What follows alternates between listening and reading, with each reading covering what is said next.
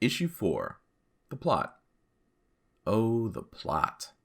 This is one of the fun things that writers get excited to work on.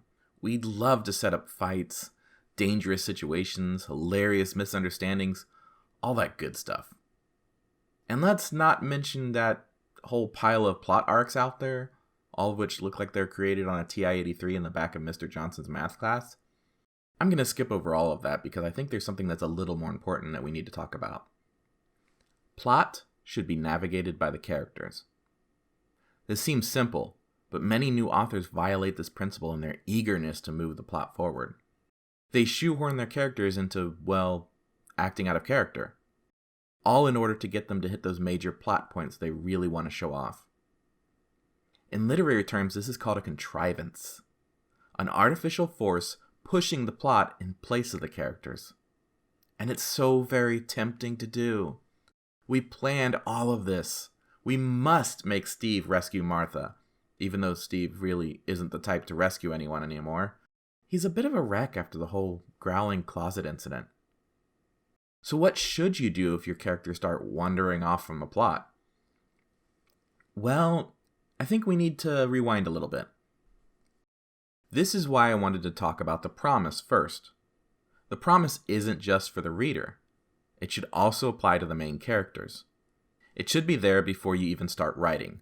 The characters should carry the promise internally, so they will always have the motivation to complete the story without an external force. They may not get to the end exactly according to your master plan, but they should arrive there organically, motivated by their own devices and less by the hand of contrivance.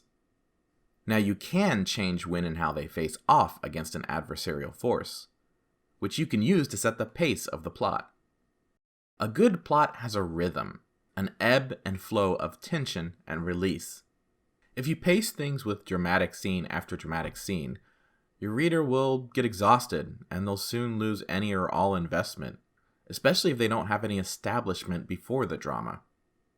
It's kind of like having a movie where it's 100% just earthquake all the time.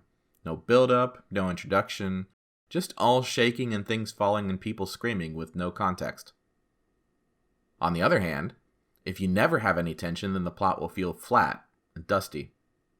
Like in older days when a writer might have gotten away with writing 15 pages describing a wardrobe in a guest bedroom that none of the characters ever use.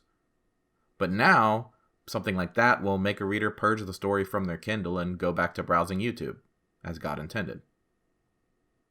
So the point is, you need to use both, ups and downs.